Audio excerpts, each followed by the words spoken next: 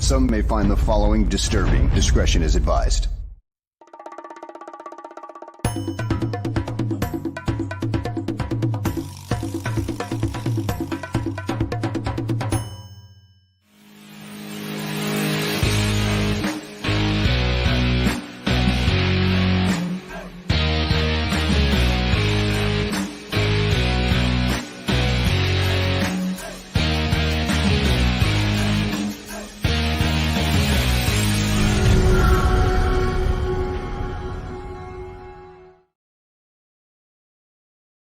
Welcome everyone to another episode of GTF Gabriel Talks Football. My name is Aldo Gandia.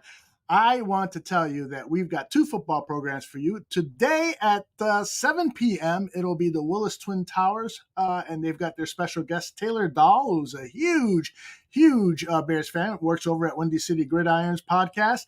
And before that, weekend sports betting tips. So if you like to place a bet on some of the weekend's action, you should check out Johnny Santucci and his crew at 6 p.m. And, of course, we have this show with this gentleman named Greg Gabriel. Greg, how are you, my friend? I'm good. Where'd you get that Ryan Poles shirt? I made it. Ryan Poles built is what it says. Let's see if we can get a better look at it. So this has been sort of my theme after the draft is that it's not that, as you know, a rebuilding is never really actually done because you're always making changes for the next season. But this team is as built as I've seen a Chicago Bears team since 2018. What do you think? Yeah, there's still one or two players short, which is interesting because, you know, Brad Biggs is usually right on top of things. Yeah. So last week, both on the same day, which makes this, and I tweeted about it, so it makes it interesting. Biggs writes, yep, they need another edge. Doubt it will be Ngakoue. The same day, a different writer for the Tribune, Dan Wiederer, is on the score and said the Bears have been talking to Ngakoue about bringing him back. So you had, that's what I think was so interesting is the two beat writers from the Tribune both had opposite takes on the same player. Then I talked to another guy, and he said, no, they're talking. And what's interesting is then earlier this week, Ngakoue had put out a tweet or a post on X that said, ready to rush. Last year, he did that exact same tweet, same wording and everything, 4 days before he signed with the Bears. Wow. Or might have been 5 days. Yeah. So there's hope he's going to come back. Could you see him signing a 2-year contract with the Bears? Because he really wants security. I mean, he would love 3-4 years. He's not going to get that, I think. But can you see a 2-year contract? No, 1 year. And why just one? Well, they drafted Austin Booker. This is going to be a developmental year. He'll play in the rotation.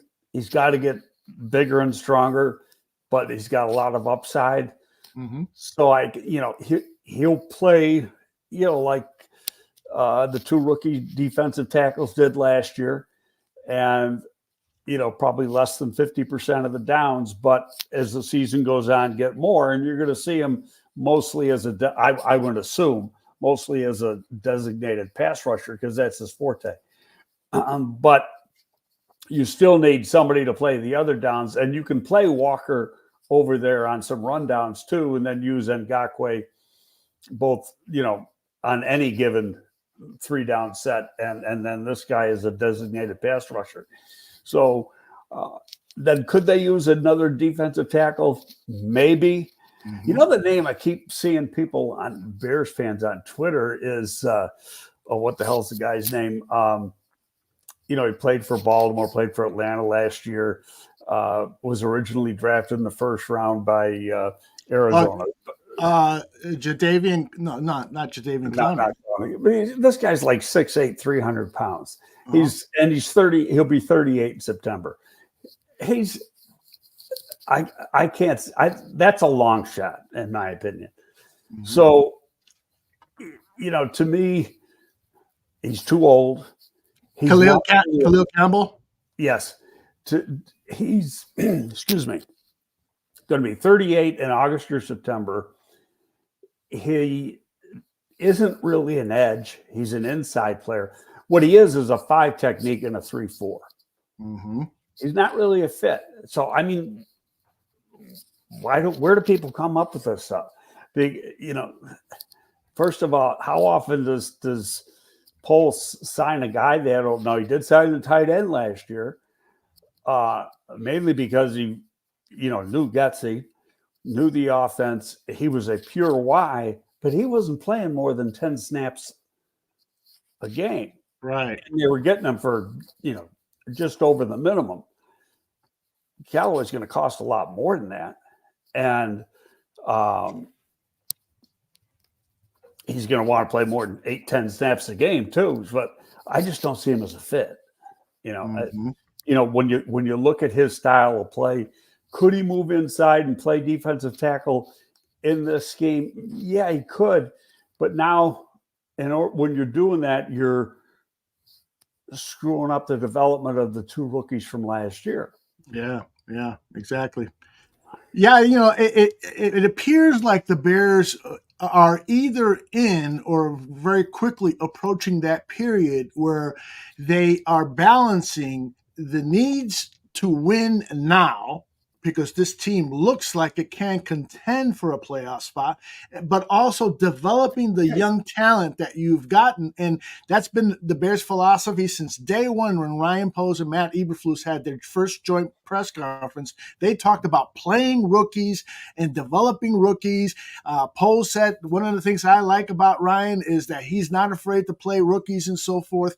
So, now fans are going to be discussing that whole thing when we're 5-3. Why are we playing that rookie? Why don't we put a veteran in there? It's a very tricky time in that development process when you're turning from a team that was developing to a developed team that is now contending. No, there's no question. But their philosophy all along is we're not afraid to play rookies. We're not afraid, so they're going to do that. They're going to do that with Austin Booker. I just don't see him being a factor on 1st and 10. So I can see him this year being more of a designated pass rusher. And then when you look at the guard they got in the 3rd round, or tackle they got in the 3rd round, Emagadeji. Did I say that right? I think you got it. I think you nailed it. He's got to earn a job first. Mm-hmm. As we said last week, I can see Tev is going into his contract year, and durability has been his issue. And now, and when he's on, his play is really good. Somebody's going to want to pay him a lot of money next spring. Yes. Is one of those people Ryan Poles. Yeah. And he's not Ryan Poles' guy. Right. So I can see that after this year, either Braxton Jones or Emagadeji is playing left guard. Mm-hmm. Interesting. Well, and the thing about we're getting phonetic pronunciations on Amagaji, Omega. See, but I hear it also Omega G, Omega G. I'm just looking at the letters, man. I hear you. I'm doing a second grader out of Amaga. Swifty's in the house. He just came back from the dentist. His mouth is totally numb, and he wants to know about my T-shirt Ryan Poles built. But getting back to Teven Jenkins, what's interesting about him as a player and a person is that it appears that he has done a lot of maturing, and that he's not the same player that walked into Halas Hall, his first press conference when he was drafted by Ryan Pace. I mean, he sounded like a young. Teven Jenkins, right? What did I say? You said yeah. I think. Yeah, Tevin Jenkins is what I meant. And so he's matured so much, and he it sounds like he's really ready to take that next step in his NFL career, which is to be a leader of the offensive line, to have more of a locker leadership role. But the thing is, as you say, is he can't stay healthy.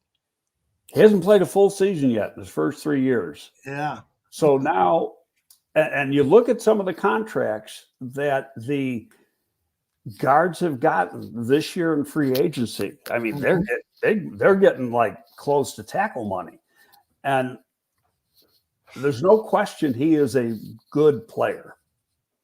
So, but I think it's pass blocking can be a little suspect at times. There you are. There, his pass blocking can be a little suspect at times, but his run blocking is dominant. But again, it's a health issue. But somebody could pay him $60 million, $55 million, something like that. And is Poles going to be the guy that wants to do that? That's my question mark. I mean, there's a couple guys that I can see on this team maybe not being here this year, definitely not being here next year. And the other guy is Khalil Herbert. And we talked about him last week. There's a free agent, undrafted free agent, and who's a hell of a returner, Ian Wheeler from Howard University. And he's a speedster too. He's a 4.41 guy, 5'9.5", 205, catches the ball well, played in the running back rotation at Howard. But his big duty is as a return guy. He's got 3 returns for touchdowns, kickoff returns, not punt returns. And with this new kickoff rule, you need an explosive guy back there doing that. I can see him making it. And the problem, everybody likes Khalil Herbert, but he's got a one-dimensional game. Yeah. Got to be honest. He's not a pass blocker, and he's a big question mark as a receiver. You throw the ball to him, and it's like, is he going to catch it? Yeah. And so I can see them moving on from him, especially because it's his contract year. So right now, if you move him between now and the start of the season, you're going to get something for him. Okay, so, versus nothing in free agency. And then the other guy would be Larry Borom, who we've talked about a bunch. Larry Borom's either got to adjust his contract, or I can't see him being around at $3.2 million because he's a backup, and he can't back up. And that's one of the things that we like about Amagadeji, and I'm going to keep pronouncing it wrong until whatever. He can play left tackle. That's what he is. Yes. Borom, if something happens to Roschon Jones, there's nobody who can really line up and play left tackle on this team. Borom can do it. He might be able to get you out of a game, but you're praying the whole time. And he can play right tackle. But at $3.2 million, is that what you want? You want a guy getting that much money as a backup? Yeah, I mean, at this point of this developing of the roster, they can afford to pay him that much money. So it's all about performance. He needs to come into camp and play at a high level. I've got 3 questions in the queue. Let's stay on that one just for a second, because now you're getting to a point where we're not quite so sure they can afford him. And it's because of this. They got $22 million in cap space, but about 12 of that's going to be used on the rookie class because you have 2 first-round picks, including the first overall guy. So that's going to take up a chunk of change. Then, let's say you sign an Ngakoue or another veteran edge. That's going to cost some money. So now you're dealing with probably $5 million in cap space. And you need $5 million just to get you through the season. Yeah. So, and there's contracts you can adjust. There's guys that you can, turn salary into bonus and create some cap space. But I honestly think that Borom, because of that 3.2 million salary, and he earned it because he got that playing time the first 2 years, Right. that he could be a casualty. And you might be able to get something for him. Not more than probably a seventh or a swappable pick, but you might be able to get something.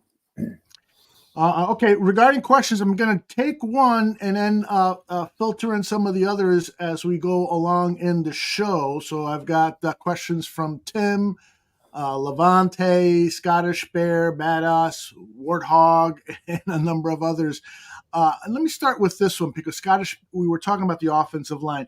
Nate Davis has a 3-year contract with 2 of them guaranteed. The Bears can save $9.6 million in 2025 if they release him. So that's his contract situation. And other people are asking, so who, like Scottish Bear, so who's taking over from Davis next season, Greg? 2025. He can be cut with zero money owed. I'm more concerned with Davis than Jenkins. What are your concern levels with Davis? I think we've hit on that about 3,000 times over the last couple of months. Yeah, that's true. I think the coaching staff, I know I am, they're all cutting Davis a pass off of last year. Mm-hmm. For people that may not be familiar with the situation, his mother was gravely ill. He wasn't here during the offseason. Was at camp. He wasn't at camp. Was at camp. He wasn't at camp. So everybody's going, what the hell's going on with this guy? And nobody's his mother was dying. And then she finally passed right before the season started. Obviously, somebody very close to Nate. That had an effect on his play. Mm-hmm. Okay, you go back to when he played for Tennessee and why the Bears signed him in the first place. He was a pretty good player, and they gave him some pretty decent money. Now you also got the guy who was the assistant offensive line coach at Tennessee when he was there. He's here, so he knows him. So I don't see him as a casualty. Okay. Because of the circumstances. Mm-hmm. If there weren't those circumstances and he played the way he did, then I think it's a valid question. But I think given the circumstances, that you got to cut him some slack for last year. Now, in saying that, and again, I've said this 1,000 times, he's still got to come out running and ready to go when the bell rings. And play the football that he's capable of playing with. But then, he's going to be there this year. In 25, you're going to worry about 25 and 25. Right. So it's – but Tev is going to cost a lot of money. Hey, I realize that I'm throwing a dart at the wall. I understand that. But I'm also looking at they just got rid of Justin Fields. They got rid of Roquan Smith. They're getting rid of the guys that they didn't draft. Right. And they didn't draft Tev. They want their own guys. So to me, that is it going to happen? Who the hell knows?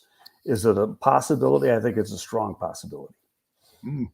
Well, I'll tell you, the chat room is loaded with all sorts of can we get rid of this guy, get rid of that guy type questions. So I'll start with this one. Tim Willis says, Greg, do you see any scenario that the Bears keep Velus Jones? Please tell me that the experiment is over. Tim Willis, co-host of the Willis Twin Towers tonight on the Borom Network. Go ahead. He got drafted where he should have got drafted. I mean, that's the grade I had on him.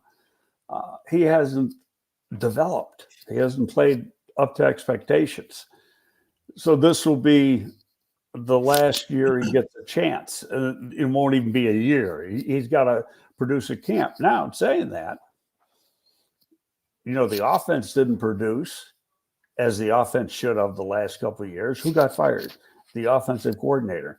What has not happened with the receiving room, wide receiver room, over the last 2 years? No young guys developed. Not just Velus, none. Yeah. Don't you think that Velus was a reach in the third round? Did you really have a third round grade on Velus Jones? I had a third round grade on. Oh, yeah. And part of it was the speed, but you go back and you look at the Tennessee tape, he was a big playmaker, and he was a return guy. I didn't realize he was 25 years old at that point, but the tape warranted being a third-round pick. But to go back to where I was talking about, so the offense underachieved, the offensive coordinator is gone. The wide receivers as a group have underachieved, and young guys have not developed. Guess who's gone? The wide receiver coach. So now you got a new coach coming in who's got a history of being able to develop young guys. So we're going to see between now and camp. I think my dog just came in. Yeah, he sure did. Between now and camp, we're going to find out if, in fact, he can play. And if the offensive coordinator and the wide receiver coach go thumbs down, he's not going to be here. It's real simple. After getting Keenan Allen, drafting Odunze, that makes it easier because there's really two guys that have to develop. There's him and there's Scott from last year. Right. People are wondering, is he on the bubble? I don't think he's on the bubble yet.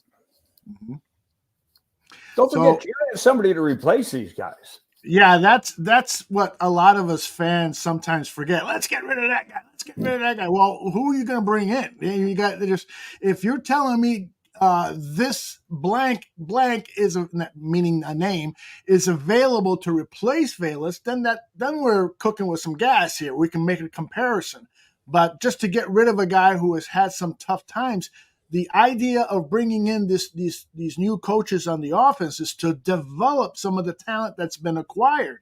And so hopefully Tyler Scott and Velus Jones are two receivers that can be developed. And as Swifty said, those guys have, particularly Velus, have speed, which is something you can't coach up.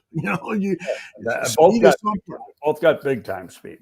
Exactly. So that's important to keep in mind. The other guys are slow.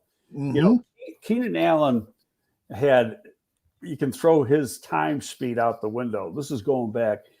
Some people made him run. He was coming off an injury coming out of college, and he wasn't ready to run. He hadn't practiced. He hadn't trained for running. And so, we got to get a speed. We got to get a speed in order to reach it. So he runs, and he runs a 4.7. Well, about 1,000 catches later, he's still playing. Yeah. So, there's no problem with his speed. He's not a 4.7. He's not a 4.4. But he's a 4.5 guy every day of the week. Just watch the play. Watch who he's playing against. DJ Moore can run. He was a 4.41 coming out. Odunze was a 4.45. And I think he might even be faster than that because I was watching his 40s, and like his 10 and 20 are as good as the guys running 4.3s. And it seems like almost from 20 to 40, he was more coasting than really busting his ass. Yeah. But hey, that's just the way I looked at that tape because I've seen it a bunch of times. Because then when you looked like at his 3-cone, he did a 6.88 3-cone, and he was pissed at that because he thought he could do in the 6.6s. Gregor Stevens is asking, where is Velus' spot? He's not a kick returner because he fumbles. He's not a receiver. He can't catch. What's his spot? Well, no, you're going to get – I think all the negatives are right now going into the off-season program. Now, if that continues during the off-season program, hell, he might not make it to camp.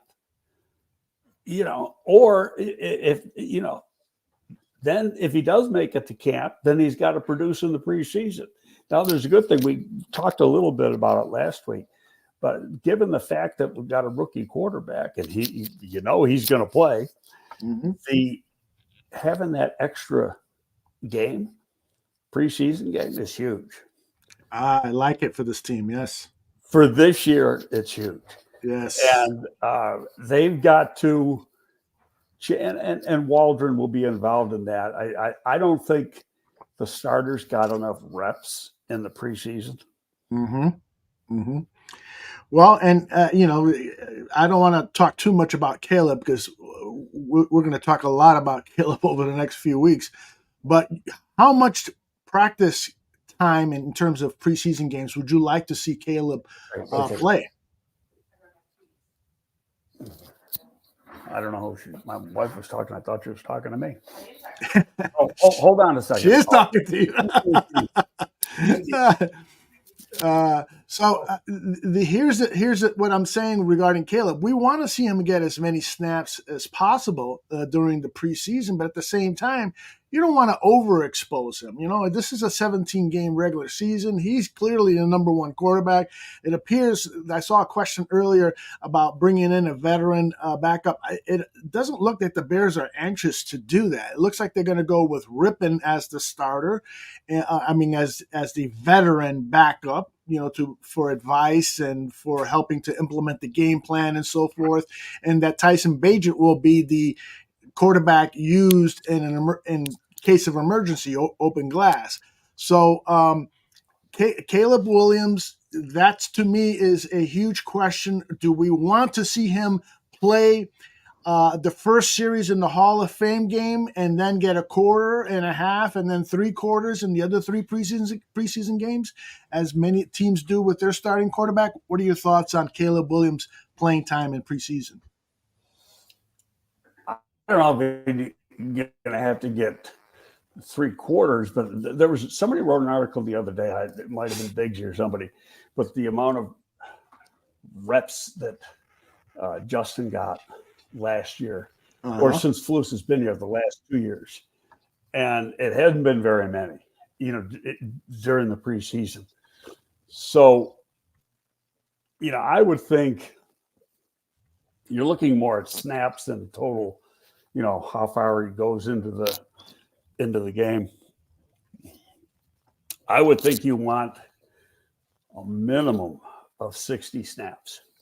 Mm. And if you got 4 preseason games, probably more like 75. Yeah. That's exactly what Victor says. I like to see Caleb get about 60 snaps in the preseason. So, Victor and you are... That's 15 snaps a game. Okay. And I one of the tell me if this is a big issue that Shane Waldron and the rest of the Bears offensive coaching staff has to figure out. How are you going to feed all of the talent, the starting talent that you have on offense, the 3 wide receivers, the 2 tight ends? You've got pass catching running back now in Swift. That's part of the things that are worked out in preseason games, isn't that? Well, you froze there for a second. So you're saying, I think in a situation like that, you can't work. You got good people, and not everybody's going to get all the touches that you think they should get. So, one game, DJ might catch 7 or 8 passes. Another game, it might be Keenan Allen who gets that many, or Cole Kmet.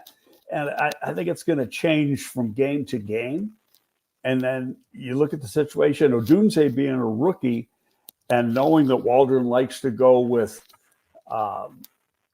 12 personnel at times, Odunze isn't going to get the play time that Allen and Moore get. Right. So, I've seen some people think that he's going to be 1,000-yard receivers rookie. I don't see that. I don't see that either. Okay. And I know how good he is. And had you not had Keenan Allen, that may very well have been the case. But, rookies, depending on the rookie, rookies are catching more balls now than they ever used to. Yes. It used to be like the going. And part of the reason is that we've talked about this before in previous years. When a rookie came in, you had him learn all 3 positions. And that was very difficult. Now the coach is actually smart enough to say, no, we're going to put him at X. He's going to learn X. And that's where he's going to play. So, now, it just becomes a matter of how up to speed he is at that one position, because Keenan Allen has had a lot of success playing as the slot. Mm-hmm. So does that mean when they're playing three wides that Odunze's the X, the Z receiver is DJ, and the slot receiver is Keenan? That very well could be the case. But then when you go to 12 formation or 12 personnel, then who comes out? I would think that's Odunze, and then you've got Keenan going out to the X. So, I mean, we're throwing darts at the ball. We're going to have to see, exactly how it plays out. And are you going to see it in preseason? No. Right. And the offense, terminology and stuff, very similar to what was here under Getsy. It's pretty much the same system. It's how they use that system, excuse me, and how they call the plays. So, yeah. But as far, you're going to see basic football in preseason. Yeah, and McFact says a lot will depend on the type of offense Waldron deploys. No one knows. And he actually makes a really good point here, because I saw this discussed on ESPN, Greg. Waldron is known to adapt the offense to the players that he has. He was very successful at Seattle with that. So now he comes into Chicago and he needs to determine, how all these pieces that he has are going to be deployed. And we could see a lot less running than maybe he did at Seattle. We could see a more running. Who knows what it is? There is a little bit of a mystery as to the type of offense he's going to run, simply because of the new personnel he'll be coaching. Well, he doesn't have the stable of running backs. He didn't have it, rather, in Seattle that he has here. Gotcha. So he's got more talent at that position. Waldron is a McVay disciple. So you're looking, and McVay is a Shanahan disciple. It's all offshoots of that same offense. It's how you employ that offense, as far as your personnel groupings, how you're going to call your plays, etc. But I think that the transition from Getsy's offense to this offense is going to be fairly simple, in that a lot of the terminology is the same. And so now it's just learning the plays. The hard part is for Odunze, because you got to learn a whole new offense right from scratch, and for Caleb. And more so for Caleb. In fact, there was a thing, I don't know if you saw it yesterday, with what the hell's his name, the quarterback on ESPN, Orlovsky. Yeah, he did a thing that was on Twitter, and he pulled out this is a playbook, and it's from like 2008, but it was Shanahan's playbook, and it's like this thick. And he said that now most of this is digitized. So it's right in the guys' computers. So, and he went through it kind of step by step. And there's a shitload to learn now. Mm-hmm. You got to learn the formations. You got to learn all the terminology. And the quarterback's got to know what everybody's doing. And you can go back to the same thing. You got to know the protections. And that's why you don't want to have a rookie center in there. Yeah. Because now you got two people that don't know what the hell they're doing. Yeah. Struggling in an offense. So you got a veteran center, excuse me, and that's going to help the situation. Mm-hmm. And you're going to have a rookie quarterback who, he's already been here for a week, because you're seeing him around town for a week. What's he? Yeah. Supposedly he isn't supposed to be at Halas Hall until yesterday. So I don't know what he was doing, but yeah, I don't know either. Interesting. Before we get to more questions from the chat room, one of the questions that I had for you is, now that all of the rookies have arrived, there's some 40-some players at Halas Hall right now. Rookies, undrafted free agents, veterans who have not signed a contract yet but are trying out for the team and so forth. But what I want to know from you, Greg, is have you ever – well, I know every scouting person, every general manager, every coach will look from time to time, will look at a player and say, wow, that's not the same guy we saw on tape. He's slower. He's not, playing as well, whatever. And so I wanted to get your opinion on that. Based on your experiences, how quickly can a coaching staff and evaluation team see when now they're looking at the guy practice, can they determine, wow, we made a mistake in acquiring this guy? You're talking draft choices, right? Correct. Yes. I'm gonna say that, and I don't know this for certain. Maybe with Rome they didn't. They had private workouts with all these guys. Mm-hmm. Okay. Hemigadeji's a local kid. They could have brought him into Halas Hall 10 times if they wanted to. Mm-hmm. Okay. And they had the workout at the pro day with Caleb. The punter, I'm sure the special teams coach, either took a drive over to Iowa City or a little. Sure, I'd rather drive myself than take a little. Yeah, I hear you. A little commuter jet. And then there's Austin Booker, where you got to go out to Manhattan, Kansas. Not the easiest place to get to. The best thing is fly to Kansas City and then drive, and it's a good 2-hour drive. I love Manhattan, Kansas, by the way. I've always had a good time. It's a great college town. But it's in the middle of nowhere. I mean, it's a good 2.5 hours west of Kansas City. Mm-hmm. So probably 2.5. And in between is Lawrence, where the University of Kansas is. So that, I'm sure they went out there and did something with him too. So they could have done it. He's from the outskirts of Indianapolis. If he was out of school, they could have worked him out in Indianapolis. They didn't have to go to Kansas State. But I'm sure they did something. I mean, they traded a pick next year to get the guy, so they had to have a really good feeling for him. And they brought him in on a 30 visit. All these guys were, except the punter, were brought in on the punter might have been on the 30 visit schedule. Yeah. All right. Let's get to some of these questions. You and I were talking about this player before we went live, and Berlissimo brings him up in the chat room. He writes, I'm such a degenerate. I've been watching Tommy Sweeney, Boston College tape. Dude runs like a white Mercedes Lewis.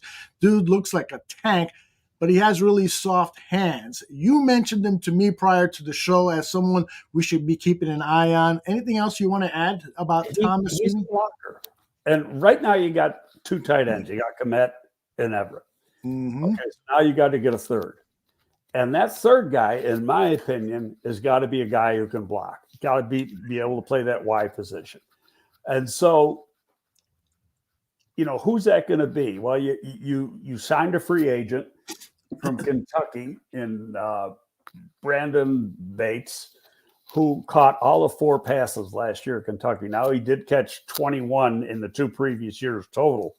Mm-hmm. But from my understanding, he's really more of a blocking guy than even though he is a good athlete, but he's not big. He's 200. He was 246 at his pro day and ran a 4.66 or 4.67. Tommy Sweeney played for Buffalo, was drafted by Buffalo, played 4 years there.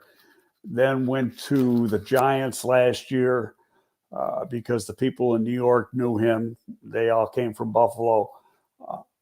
Didn't make their team. I think he had a non-football injury or something was the designation.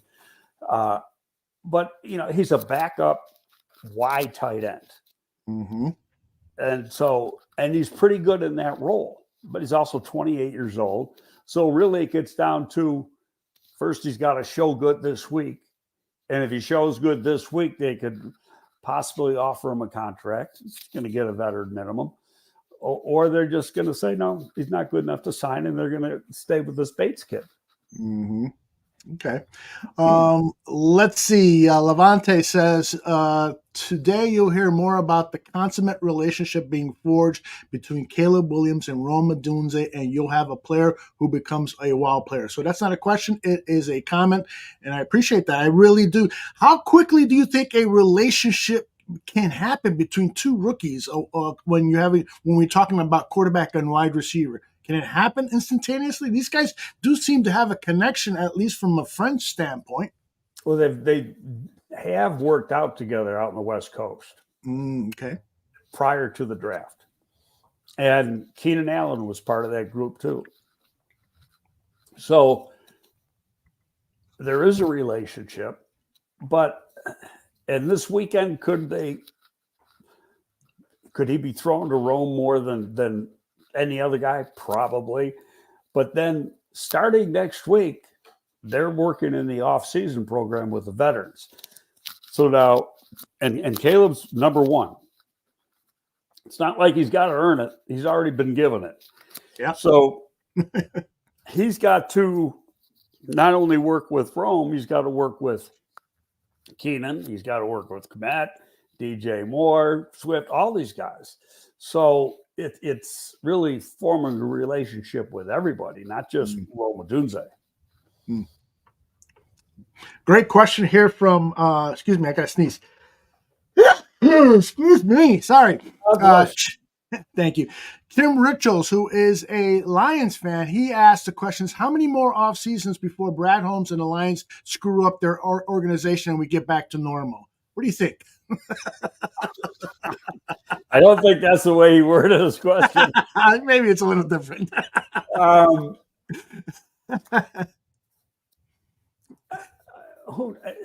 lot of it's luck. You know, you get 2 years ago, people were crying or yelling to get the head coach fired.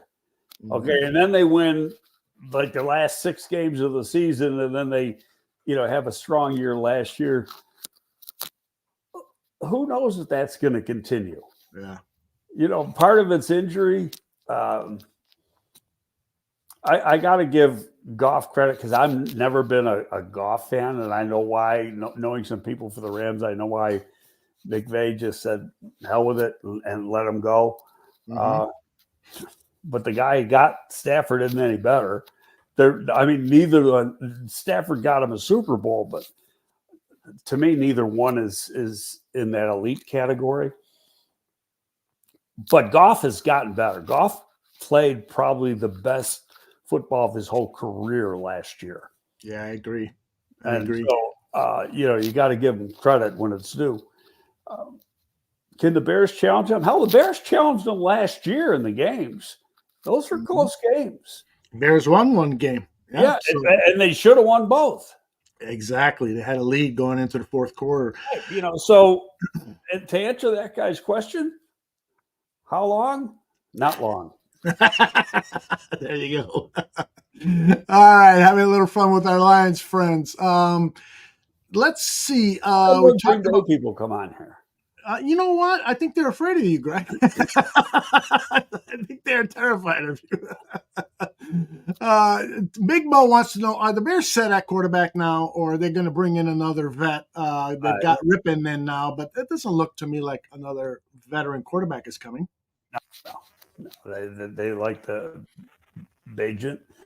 Mm-hmm. Now, Poles likes Bagent, and last year's staff loved Bagent. I don't know what Waldron and company feel about Bagent. He's probably still got to win them over. So if he doesn't do then you could possibly go out and get a veteran. But a veteran quarterback's going to cost a lot of money, and as we already said earlier, money's a little tighter than you think. You can say, well, there's $22 million there. Well, no, there's not really, because the rookies are getting 12 of that.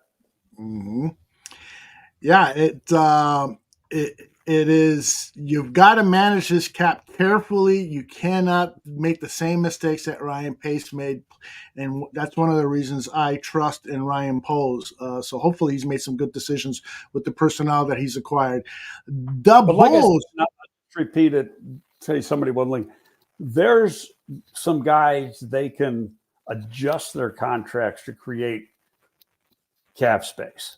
And has no effect really on. You can do it with Sweat. You can do it with Edmonds and some of these other guys. And just it's an accounting procedure, turns salary into bonus money, and it creates. It makes no difference to the Bears in outgoing money, no difference to the player and what's going in his pocket. The difference is how it's accounted for. But if it's a player, but you only do that with players that you're counting on being here for a couple of years. If it's a bubble guy, you can't do that because then you're going to end up getting hit with the dead cap space when you got to get rid of the guy. Indeed, that's the problem. We tackled half of this question from the Bulls about acquiring additional tight ends. Greg has said that a blocking inline tight end is necessary, so we'll look at some of these free agents that are coming in, and I'm sure they'll be looking at the waiver wire over the next couple of months. But what about the offensive line? Who do you think is going to start there? Is it fair to say it's Braxton Jones, Teven Jenkins from left to right, Bates at center, Nate Davis at right guard, and Darnell Wright at right tackle? Do you see any potential surprises in that starting lineup?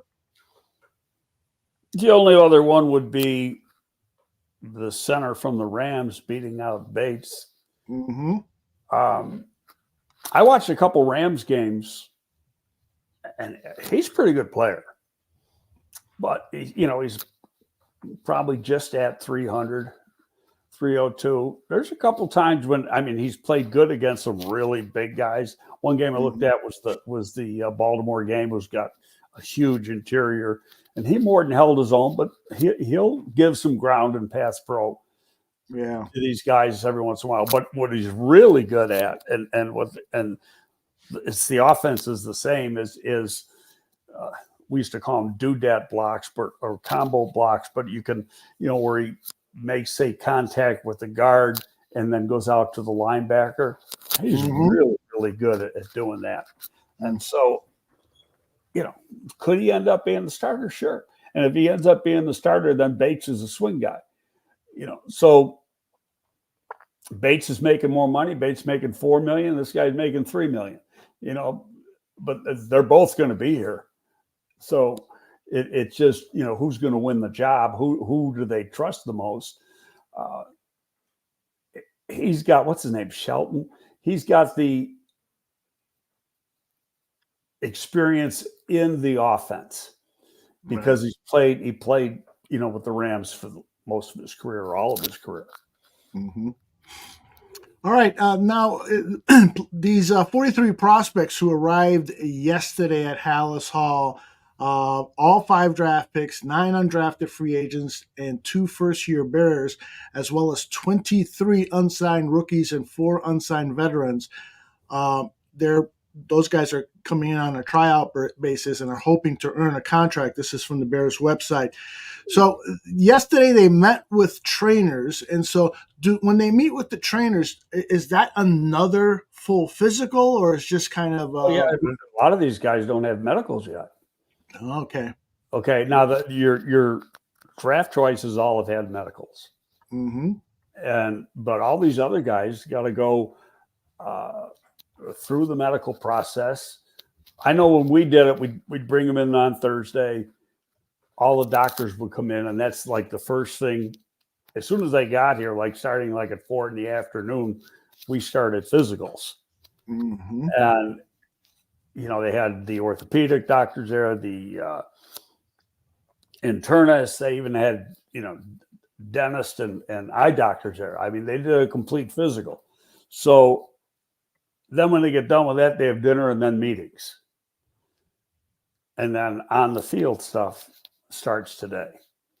So these meetings are basically talking about cultural things, or are they going over some playbook things so that they understand? I would think, well, part of it is orientation, first part of it, but then it's installation too, but more so this morning.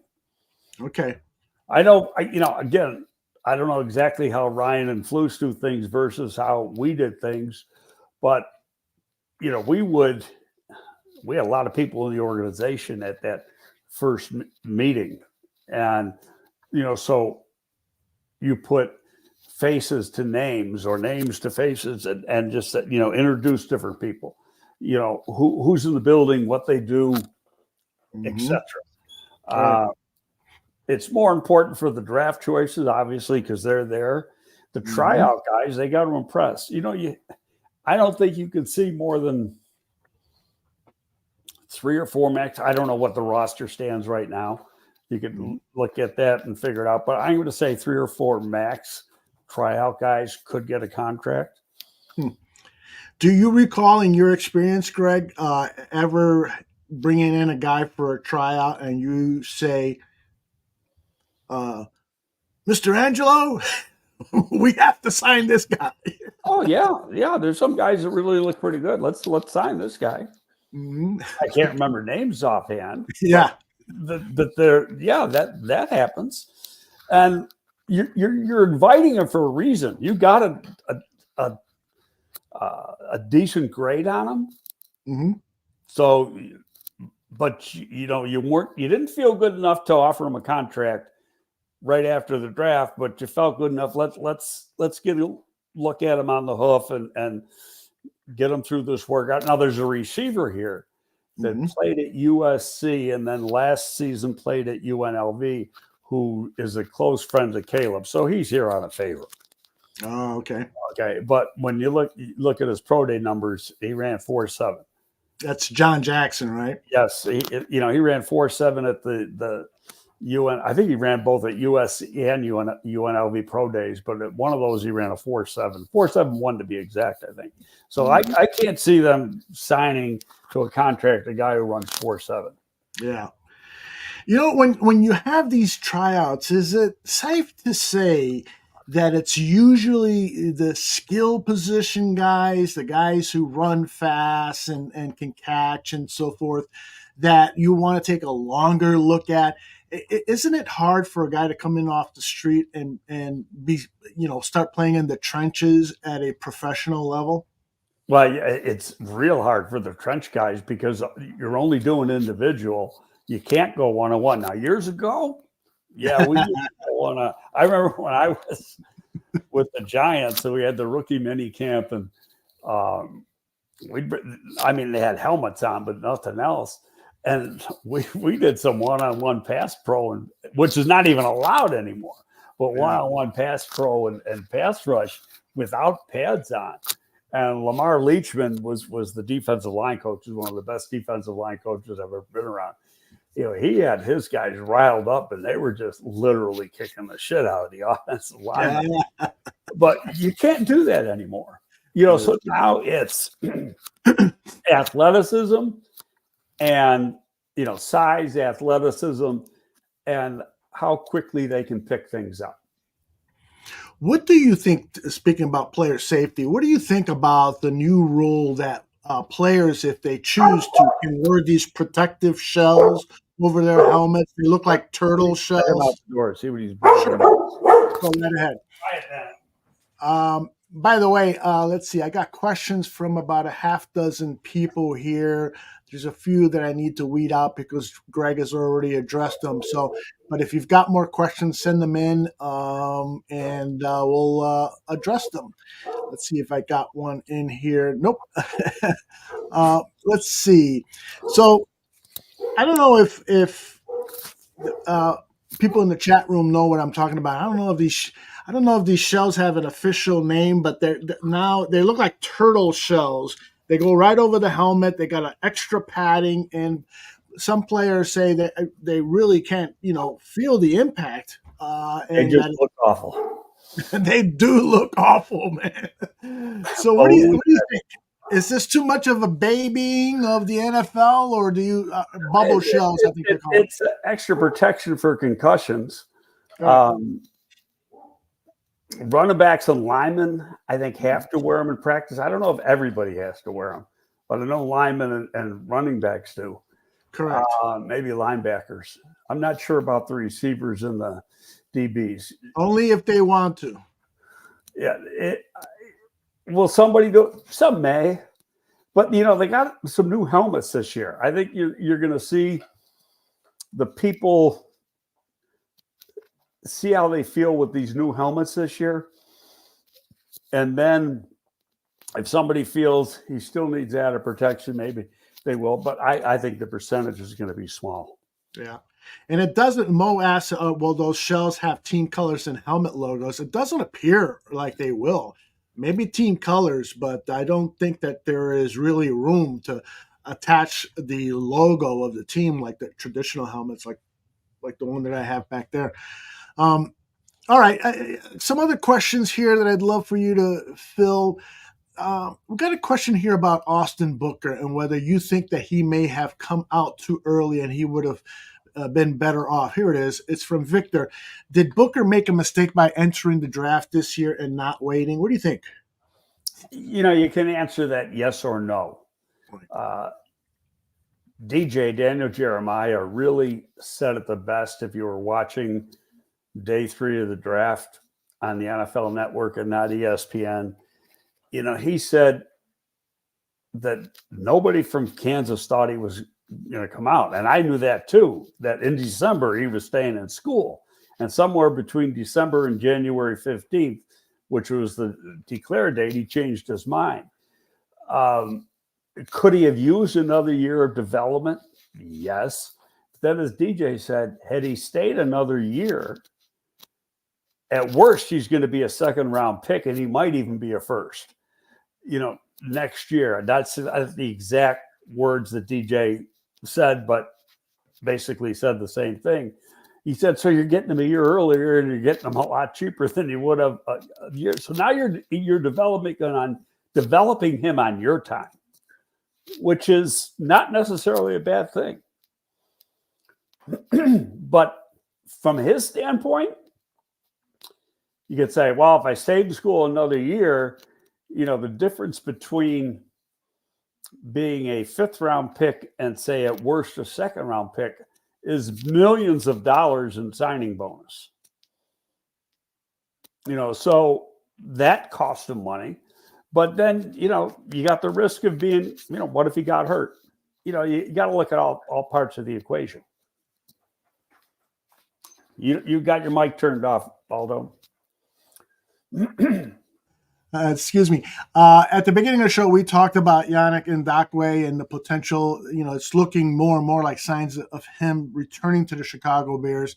But have you given any thought to if Ngakoue chooses another team, because he's going to follow the money, have you given any thought as to other veteran defensive ends out there who could potentially be of interest to the Bears? There's not very many out there. I mean, you look at there's less than a handful.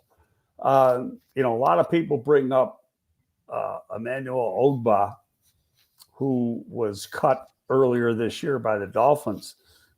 Ogbah, at one time, he's 31 years old. At one time, was a pretty good player. What I don't like is that when he got his when he got his big money in Miami, it's like he stopped playing. You didn't see the same player. Yeah. And so, just looking at what Ryan Poles and what Flus want, that doesn't seem to fit into that situation. Could they try it? Sure. I mean, the guy was a legitimate player, legitimate edge player. I just think based on the way he's played the last couple of years, that might not be. He got hurt one year, in fairness, but still, it wasn't the player that we saw in Cleveland. He was a pretty good player in Cleveland.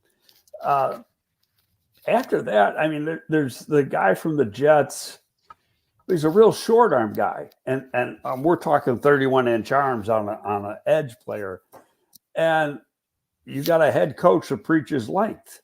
So, I mean, those two don't go together. Right. Again, could they do it? Yeah, they could. but it's not what they want. Tooch, who is the host of Weekend Sports Betting Tips, he wants to bet on the Bears over and under win total. So he's asking you, Greg, how many wins do you think the Bears get this season? Are you ready for a prediction yet, or you want to wait for the schedule to come out? Oh, I want to wait for the schedule. And by the way, we're doing this today because we thought the schedule was coming out yesterday. Exactly. Yeah, and that was going to be. And by the way, I might vote because I'm going to have to hit you with it anyway. So the schedule is coming out Wednesday. Right. Okay. Wednesday's my anniversary. Oh, happy anniversary. Yeah.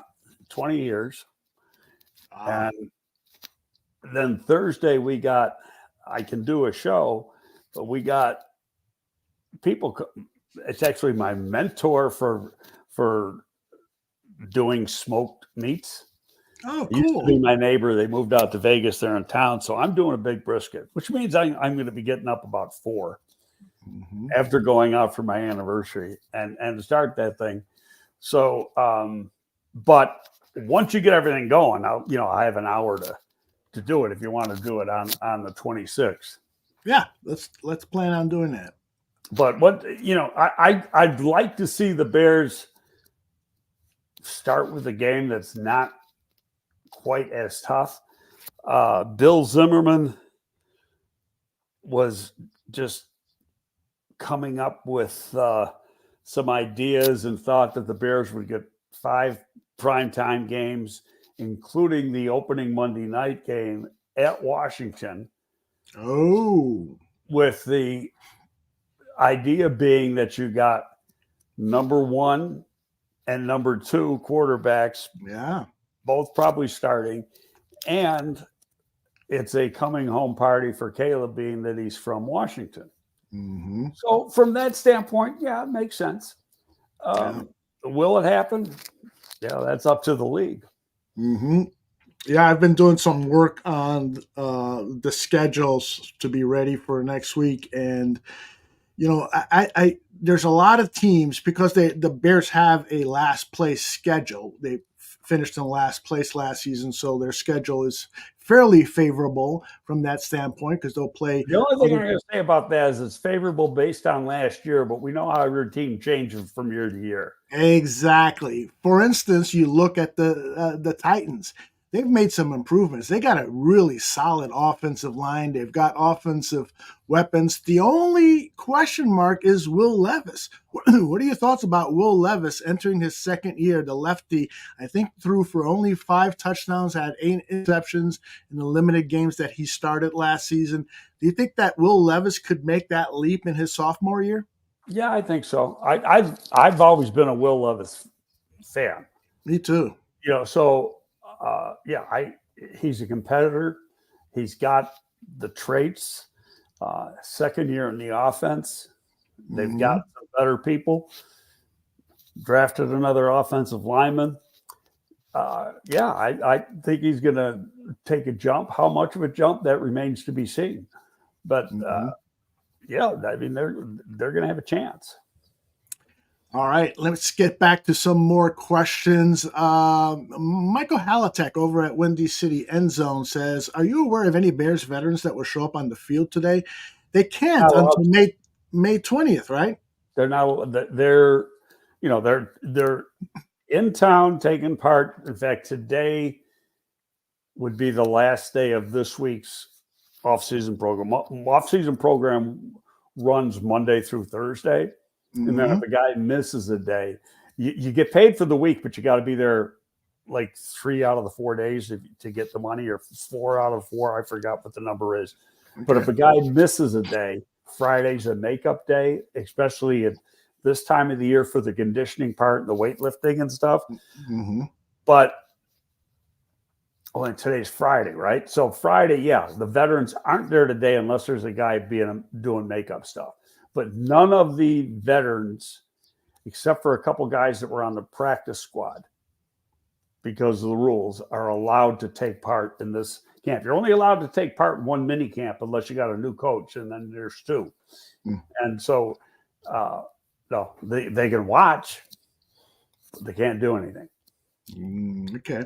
Yeah, because it's I'm looking at their schedule, off-season schedule. It's May 20th, the first OTAs, and that's when the Right, veterans but will be that's the back. first. Well, the difference with OTAs is that you can go offense versus defense. When you're in the off-season program, they're out on the field for over an hour a day, 4 days a week. But it's offense with the offense and defense with the defense. It's all install and stuff. You can't even do one-on-ones or 7-on-7 in those periods. But once you get to OTAs, then you can. Bellissimo say, "Hey, Aldo, Panthers have made improvements," and he's got a bunch of emojis ending with hilarious emoji. Tooch wants to know, do you think that there's any chance that the Bears will do Hard Knocks this year? They are reportedly the most desirable team from NFL executives and HBO executives, NFL Films executives, because of their offseason acquisitions, but it's not looking like that's going to happen, is it? I don't know. I mean, George is adamant, but there comes a time when you got to do it. Yeah. And so why not do it? Kevin Warren might be more accepting of the idea of having those cameras running around. I mean, and George saying no, maybe George just being George to say no, Yeah, right. And not really mean it. We're going to know soon enough. I mean, I don't know when they have to officially come out with who it's going to be. But yeah, last year they waited, really, really late into the summer to make that determination. Those guys get, what they actually film and what they hear and see is a lot more than what we see. That's really cut down a lot. And the Bears have a say in what actually gets shown. Yeah. Every NFL team has what is called in the business the final cut. Whatever we're going to see on television on HBO has been approved by the Bears communication team. And sometimes, I was really surprised when the lines were on a year ago, maybe 2 years ago, how they basically turned all their attention on this rivalry between the offensive coordinator and the defensive coordinator. It seemed like they wanted more camera time than they wanted the cameras pointed at them more than on the players. And I thought that was a bad call on their part, but nonetheless, can't argue too much about what the Lions are doing. They've got a good one-loss record. All right, some more questions here. John O'Halloran says, the Bears traded Khalil Mack for a second-round pick. Do you see a quality edge who might be available for a trade for a second-rounder later this season? Not right now, but who knows what's going to be available later, No, it's way too early to tell. And part of that is going to be generally, if it's going to be a guy who's in his contract year. And so now you're going to have to pay him. And do the Bears have, if you're going to give up a 2, that means you're going to pay him. And do they have the money to pay him? Right. So there's a lot that figures into that. And Brian Burns, his name was brought up here by Thomas. Burns is going to demand $20+ million. Burns is with the Giants now. Oh, that's right. He was traded, wasn't he? Yeah. That's right. Well, you got a good memory. He's with the Giants and got paid. Good for him. What about this? You talked about this prospect a week ago, Chroma, the defensive end. Do you think, what do you see in him? Is he just a kind of a developmental practice squad type player? Because that's what I think him. Practice squad. I've watched a bunch of games. To me, he's more practice squad than make it. I think he's borderline. He does some good things. At James Madison last year, he played both inside and outside, and actually he had 10 sacks. The majority of his sacks came from playing inside as like a 3 technique. than outside. Now, at his pro day, I got his pro day numbers here. He was 6'3.5", 274, ran a 4.77. Had a 31 and a half-inch vertical jump and 10, I can't read my writing, 10-something standing log jump, which is actually pretty good for a big guy. He's got some explosiveness to him. But he's a one-year wonder in that the year before at the same school, I think it was at Skin, he had 1 sack. So he went from 1 to 10. And just read his pro day numbers. Nobody touched him. 32 teams said no. So I think that, looking at the guy who I think got a chance of making it is Randolph from Illinois, who can play the 1 and has experience doing that at Illinois. He's got size. He's got the athleticism that they look for here. He's got a better chance than sticking. I can see Chroma being on the practice squad, maybe a borderline guy. Do they really want to have 2 rookie edges playing? Because they're going to have another. We know there's going to be another veteran. We just don't know who it's going to be. Right. And so that's Sweat, whoever this veteran's going to be, and Austin Booker. And so then there's one more guy. And is that guy going to be another rookie? Is it going to be Walker, who can play inside and outside? So I think when you just look at the numbers, there's Robinson, who's still around, but Robinson kind of, in my opinion, like hit the wall. You didn't see it, that second-year jump you didn't see. So, maybe he has it in his third year, but he's got to do it in the offseason and in preseason to make the team. His time to say that, there's promise, there's potential. Well, that's past. Now he's got to show it. Yeah. But you go back and you look at like last year's tape. There's a couple guys in camp. One was a draft choice, Gibson, who had a hell of a preseason. They had like 4 sacks in the preseason. And they cut his ass. So it's part of it's who they want. Yeah, believe it or not, a lot of the roster in the coach's eyes and even the front office, it's already set going into camp. Now somebody, it's like being the champ. And if you want to beat the champ, you better knock them out. Yep. So somebody's got to really jump forward in training camp to beat out one of the guys they already got penciled in as being on the 53. Yeah.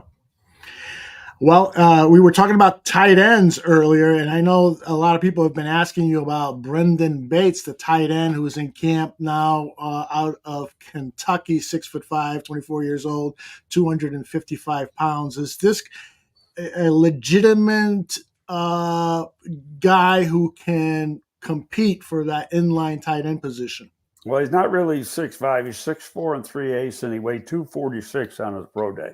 Okay, and he ran good. 4.66, 10.2 standing long jump, 33.5 vertical. Here's the bad news. He caught 4 passes last year. And over the last 3 years, he's caught 25. So he's never been a big part of the Kentucky offense. He is an athlete.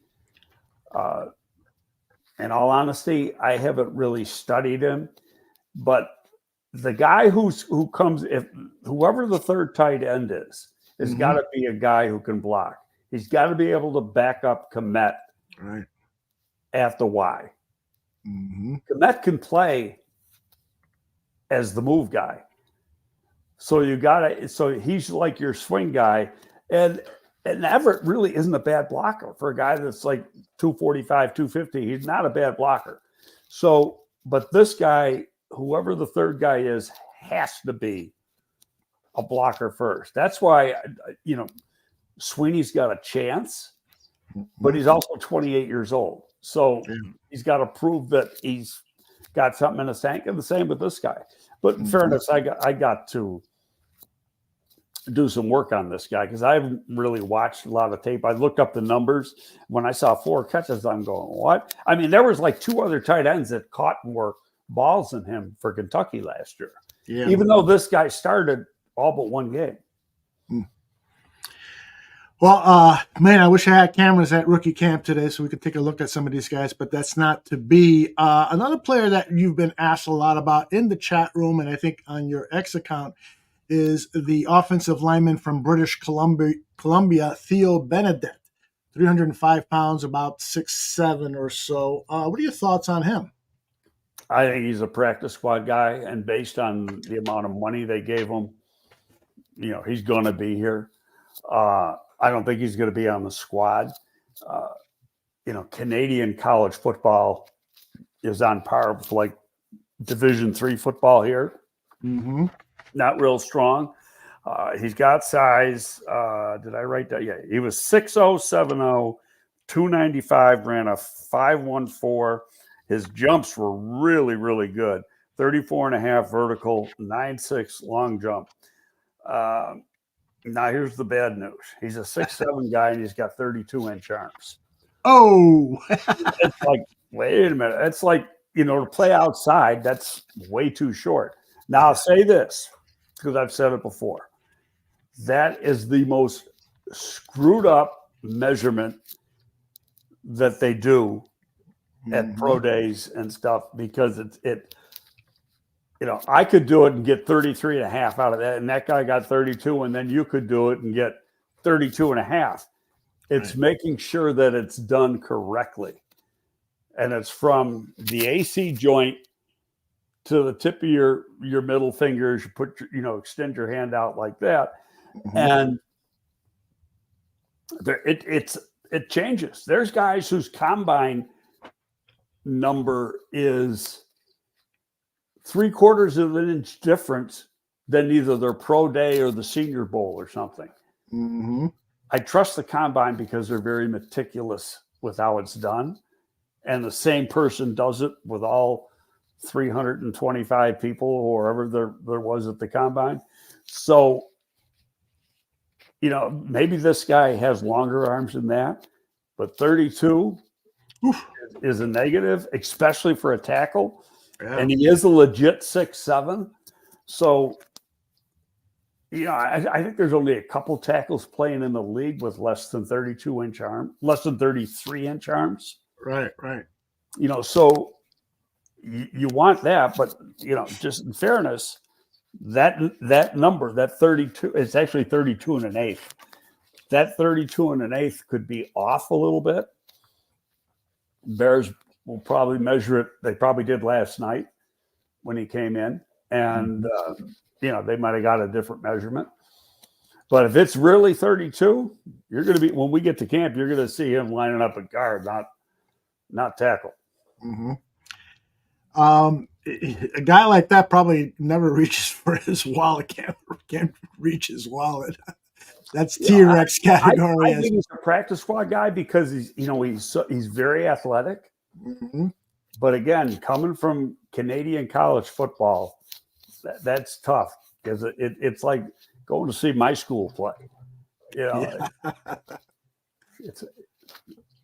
You've talked a lot about J. Tyreek Carter and his potential. Where do you think he is at? Is he at that career point where he's got to start proving it, or he becomes, somebody headed towards the waiver wire? It's an interesting question because I thought at the beginning of last year when he had to play, he had problems with Nate Davis, he had problems with Teven Jenkins, and so he had to line up and play, and he played pretty damn good. Something happened at the end of the season where he was in the doghouse. I assume, because he wasn't even dressing. He goes from a guy that was starting games and playing good to not dressing in the last few weeks. Yeah, that was weird. So what happened? Mm-hmm. So, and there's no change in the, well, there's a different assistant line coach, but Simo's still here. Coordinators is different. You know, where was the disconnect? Was it with Simo or was it with Getsy? You know, I don't know. The guy's talented as hell, and he's really athletic. You know, he might be the best athlete they have. We've talked about it before. This guy was a point guard in high school at 6'3", 250-something pounds, and got offers from D1 schools to be a point guard. So that gives you an idea how athletic he is for a big guy. Now he's, 300. He was raw when he came here. He came from Southern University, but he held his own at the Senior Bowl. There's no question there's talent there. It's just, what's the missing thing that we don't know about that caused him to be inactive for the last few games? They only dress usually 7 linemen plus the snapper on game day. So what was it that caused him to be in street clothes? Yeah. Well, hopefully it's not a serious situation. He can come in and compete because he has shown a little bit of promise in a limited amount of time. No question. I mean, I really, just from the way he played early in the season when he had to play shit, I thought he was playing pretty darn good. Yep. Tooch, we talked about Wheeler earlier.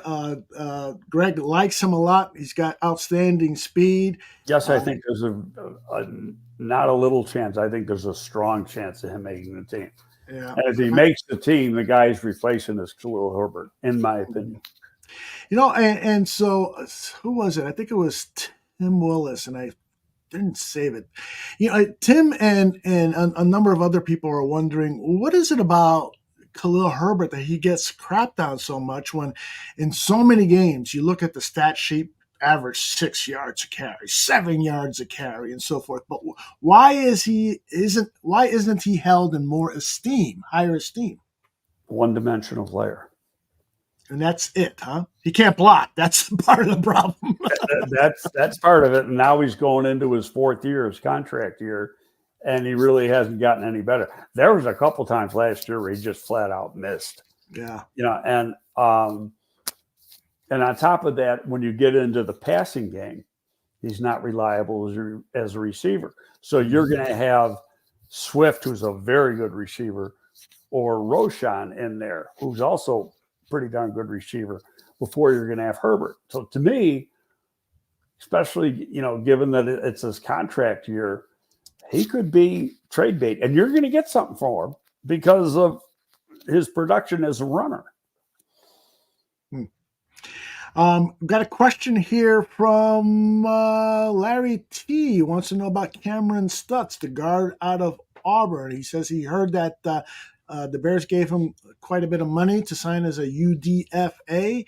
I don't think he was signed. He's a tryout guy, isn't he? Yeah. Well, it says on Instagram here, the Bears have signed 6'5" Cameron Stutz. Yeah, he did sign. Oh, he did sign. Okay. Yeah. I don't know him. I gotta take a look. 2-year starter at Auburn. Wait a minute. He will also attend the Ravens rookie minicamp. So unless they just signed him today, he was a tryout guy. Yeah, it's funny because this is dated a week ago, and he's at Halas Hall, and he's pointing to a pin on his lapel from his suit, saying that he is signed. But how could he sign and also go to the Ravens minicamp? He can't if he's under contract. Yeah, let me just find one thing in here. Yeah, can anyone in the because I got the list here of Nomad posted something about rookie tryout. Rookie tryout. Okay. According to the sheet passed out yesterday. Okay. Well, and that was very up to date, a very detailed list on all of the players at rookie minicamp today and tomorrow. Couple other questions here, and then we'll call it a show. Got the Stutz one out of the way. Let's see. Have you seen? Oh, we talked about Benedict, Yes. the small arms. Johnson just asked, wondering if we could try converting Khalil Johnson to a tight end. He seems to be low, but he's 6'6", 220 pounds. You think he just would need to add 40 pounds? Yeah, I mean he's a wideout, and actually he got a chance to play late in the year. They had to bring him up. Yeah. He had a few catches. They wanted him back. Hey, there's guys they turned down to keep him around. Yeah. You know, so that says up. But no, he's not a tight end. Mm-hmm. I like his moxie as a player. When he got in there, he played really, really at a high level, meaning high octane level is what I'm trying to say. Right. So, all right, a couple of other guys. Is there any? Should we be paying attention to this quarterback that they signed, Austin Reed? You know, he's not bad. I thought he was draftable. 6'1". He's competing for the third spot with the veteran they signed a few weeks ago, Rippin, right? And you know, whether it's him. In fact, I did him for the agents I worked for. I did him during the summer, and I thought he was like a 4th to 5th round pick. Now he's not as tall as I thought. He's only 6'1". Right. That's what Caleb is. He's got pretty good arm strength, decent athlete. But now you're going to have. It's not like Rippin has played. It's. You know, I guess you're looking at upside. Mm-hmm. I don't know much about Rippin, you know, so who's got more upside? Rippin has played in the league a little bit, but is that going to matter when you're number 3? It's the talent. We've been asked, hey, there's Evie. I got her name correct this time. Evie. I was about to mispronounce it again for the 15,000th time. Somebody's asked about the safety position, and I'm glad this is CJ Williams. Here it is. Safety prospects in this UDFA class. I am a little concerned about the depth at the safety position. Now, the only guy I see on this list is Douglas Coleman III. He's actually played with the Broncos in 2020, then went to the Canadian Football League for 2 years, and now is with the Bears. He is 25 years old, 6'1", 200 pounds. Do you know anything about Coleman? No, but you got a guy who was a part-time starter for Green Bay who they signed in free agency. And oh, yeah. You got right. You signed 2 guys. Yeah. And you got Briscoe, and then you got the guy who was a draft choice last year, 2 years ago, rather. Hicks. Yeah, you have to have 4. Right. You know, with the 2 that they signed, and the guy today is a good player. Mm-hmm. His wife's a gymnast, so he's.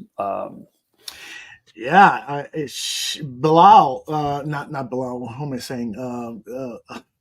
Oh gosh, it's on the tip of my tongue. She's the greatest gymnast in the world. Yeah. Who is it? The chat room, help me out. She makes more money than him.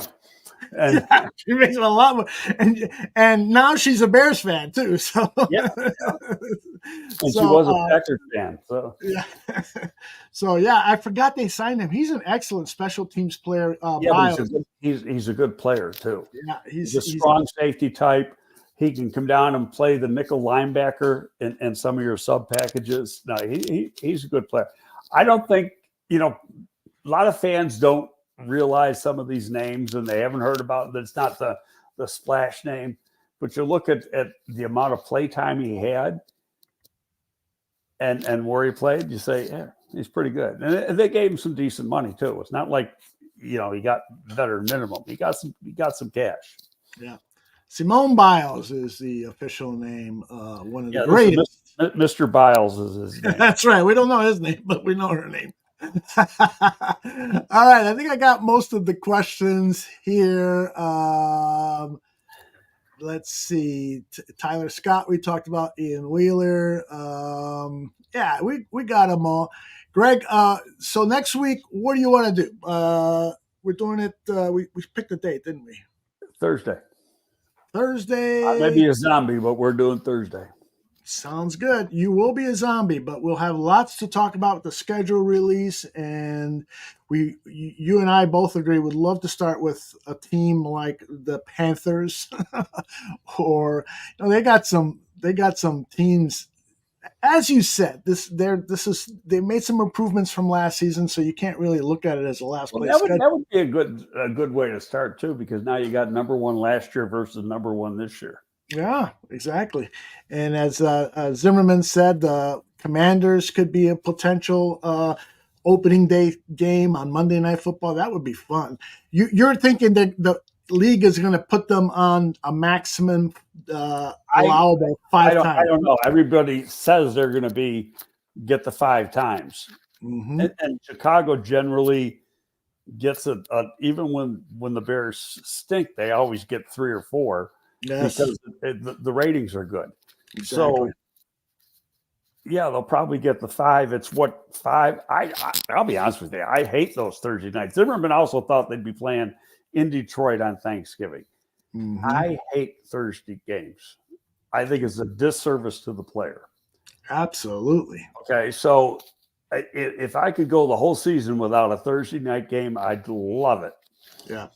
And I think it's also a disservice, Greg, to the fan who enjoys watching quality football. These players are just not ready to go out there and hit at a high level after playing a game on Sunday. That's just ridiculous. But they have been making some clever changes. How about this year? They're going to play games on Christmas Eve or Christmas Day or whatever. It's Wednesday. There's going to be some teams with 2 days freaking rest playing a game.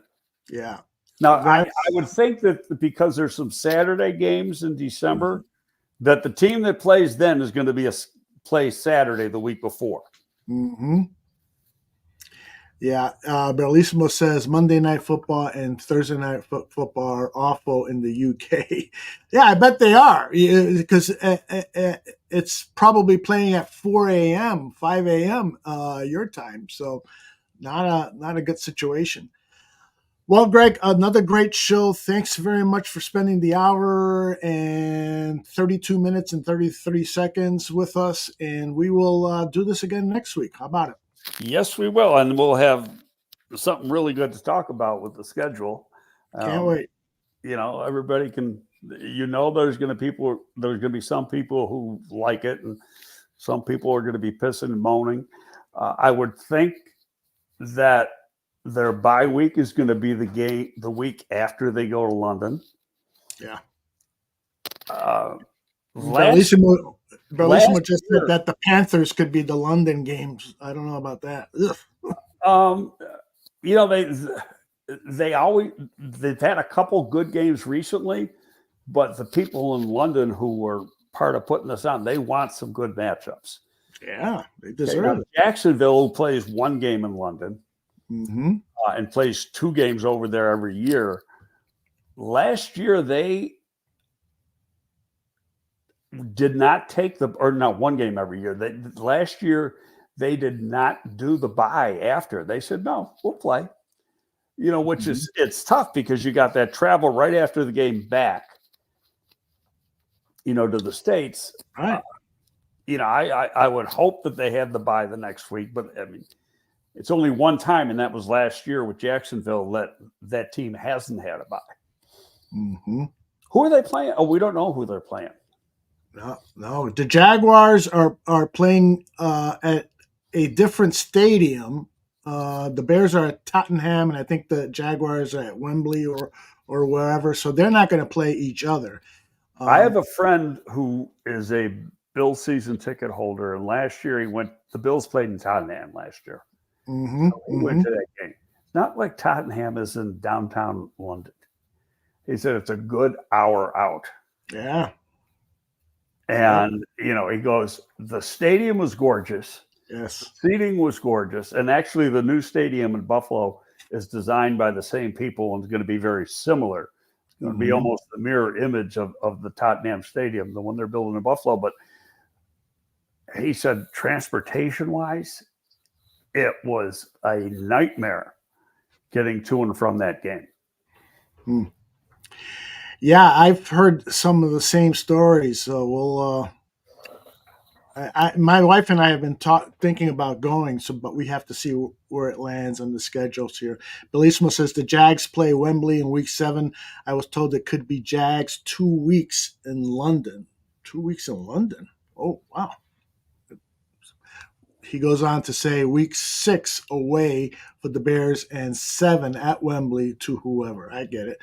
So week 6 perhaps for the Chicago Bears, and then the Wembley game with the Jaguars versus whoever. So and part of the thing with that game too, we'll talk about this, is when you leave.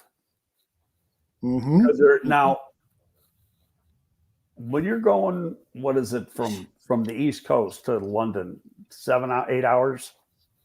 Yeah, 7-8 hours. Yes, I took that flight once. I don't remember how long it was, because that was a long time ago.